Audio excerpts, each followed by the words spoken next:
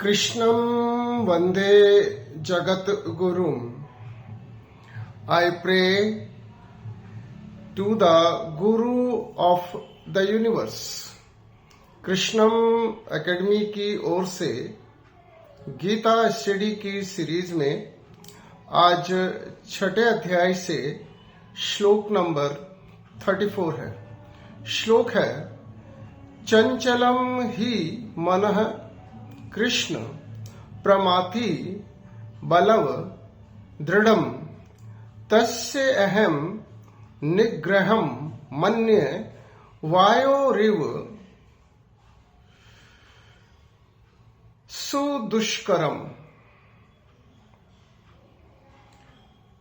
Mind is very restless, turbulent, strong and obstinate. It appears to me that it is more difficult to control than the wind. हे कृष्ण, मन अति चंचल, अशांत, बलवान और हठी है, और मेरे विचार में मन को वश में करना हवा को वश में करने से भी अधिक दुष्कर है, कठिन है. इस श्लोक में अर्जुन भगवान के समक्ष मानव मन के कैरेक्टरिस्टिक्स, मानव मन की विशेषताओं का वर्णन कर रहे हैं. और इस श्लोक में अर्जुन ने मानव मन की 4 विशेषताओं का उल्लेख किया है. 4 कैरेक्टरिस्टिक्स. नंबर 1, चंचल, रेस्टलेस. नंबर 2, अशांत, ट्रबुलेंट. नंबर 3, बलवान, स्ट्रॉन्ग. और नंबर 4, हठी, obstinate. It means our mind is very restless, turbulent, strong and obstinate. It is very restless as it cannot concentrate. It moves in many directions at a time. It is turbulent because it creates upheaval, anger, hatred, lust, greed, attachment and fear. हमारा ये मन अशांत है क्योंकि ये अनेक दिशाओं में एक साथ विचरण करता है, एकाग्र चित्त नहीं हो पाता है. हमारा ये मन अशांत है क्योंकि हमारे मन के अंदर जो इमोशंस है, जो भाव है, घृणा का, क्रोध का, कामनाओं का, मोह का, डर का, लोभ का, ये भाव हमारे मन को कभी भी शांत नहीं रहने देते हैं। और ये इमोशंस हमारे मन में टर्बुलेंट को क्रिएट करते हैं। हमारा मन, जैसा कि भगवान ने गीता में कहा है, इसमें 100 हाथियों का बल है, अर्थात our mind is so strong.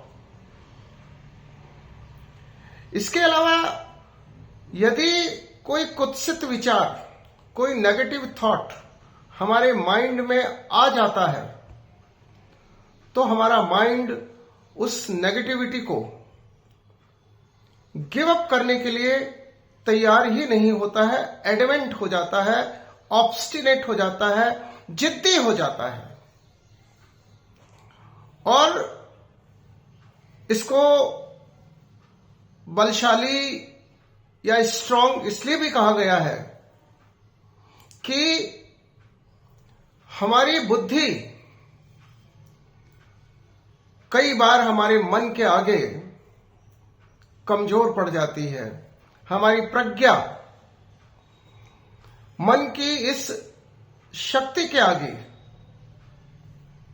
स्वयं को असहाय महसूस करती है, अनुभव करती है।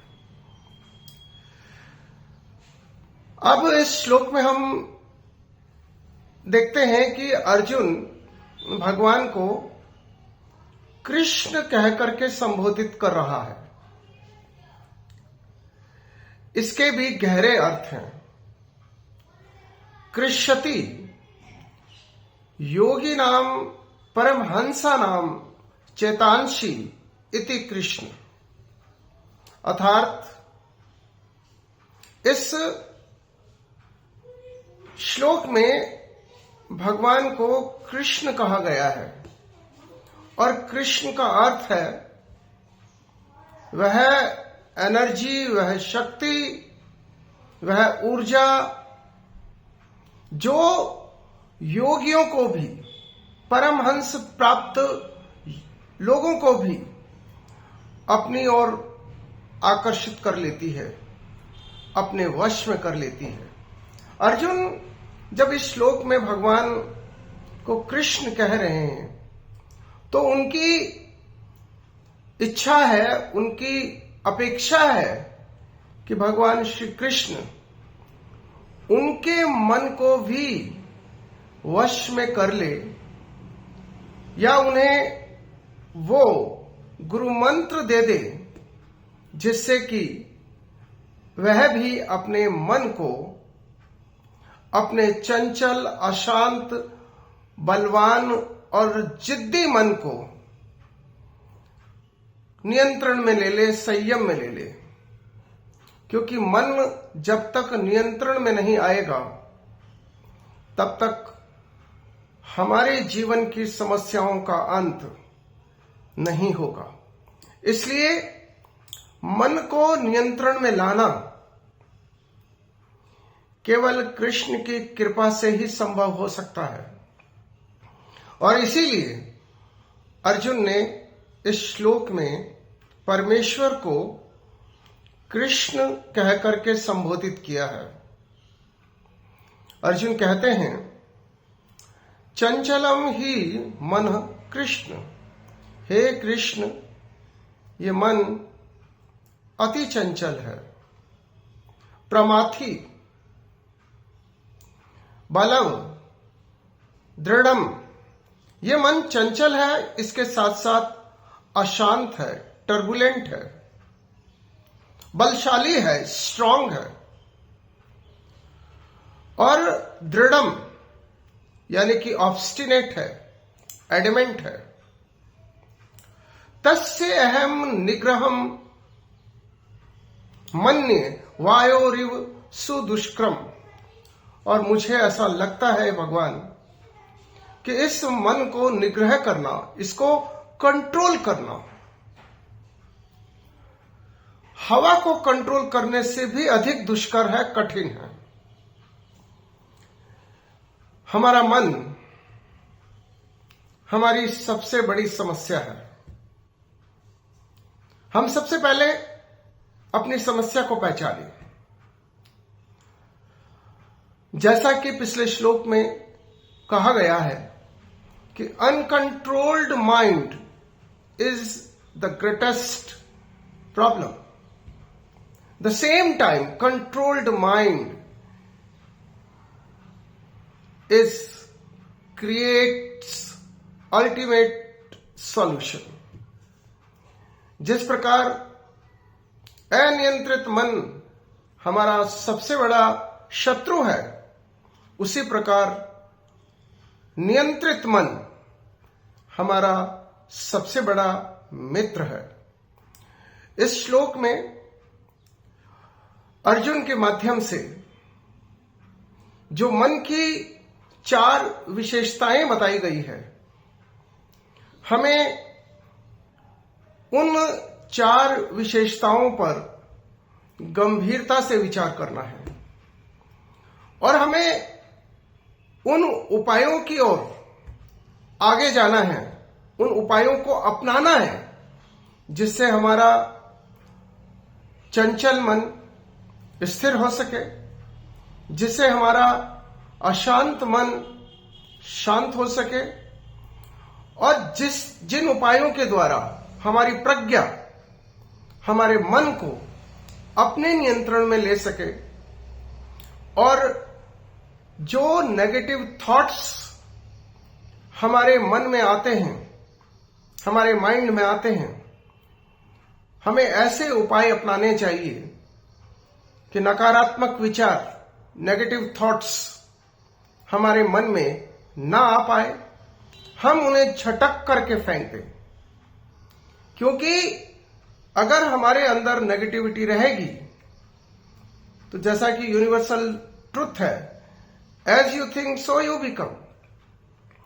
अगर आपके अंदर नकारात्मक विचार रहेंगे तो आप जीवन की नकारात्मकता की ओर आगे बढ़ेंगे, आप कामनाओं को पूरा करने की ओर आगे बढ़ेंगे, आप क्रोध में रहेंगे, आप लोभी बनकर के जिएंगे, आप लोगों से ईर्ष्या करेंगे, आप व्यक्तियों और वस्तुओं से मोहित हो जाएंगे, आप स्थितियों से डरेंगे। फियर, अटैचमेंट, ग्रीड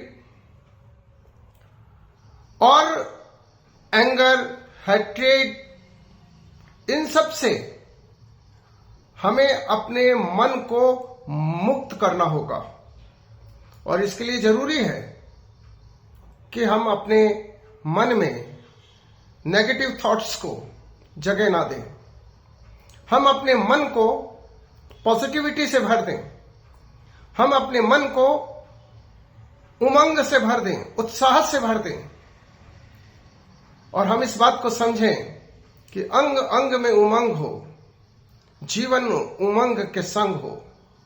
क्योंकि हमारा मन यदि उत्साह और उमंग से लबालब हो जाएगा तो फिर हम अपने मानव जीवन को आनंदमय अवस्था में जी पाएंगे। लेकिन मन में यदि नकारात्मकता है, एंजाइटी है, एंगर है, फियर है, अटैचमेंट है, लस्ट है, ग्रीड है, हेट्रेड है, तो हमारा ये जीवन हमारे लिए जीते जी नर्क बन जाएगा। हम मन की इन लक्षणों को समझें। We must understand the 4 characteristics of our mind, and same time we must work on them. We have to convert instability into stability. We have to convert turbulent into peace. We have to learn how to control the mind with our intellect and how to throw out the negative thoughts out of our mind. और यदि हम ये नहीं कर पाते हैं तो हम जीवन में कभी भी सफल नहीं हो सकते। हम अपने जीवन के परम लक्ष्य, परम आनंद को, परम सुख को प्राप्त नहीं कर सकते हैं। आने वाले श्लोकों में भगवान श्री कृष्ण मन को नियंत्रित करने के जो उपाय हमें बताएंगे, हमें उन उपायों को ठीक से समझकर उन उपायों को अमल में लाना चाहिए। अपने मन को नियंत्रित करना सीखना चाहिए, संयमित करना सीखना चाहिए, क्योंकि जीवन की सफलता का यही एक मार्ग है। जय श्री कृष्ण।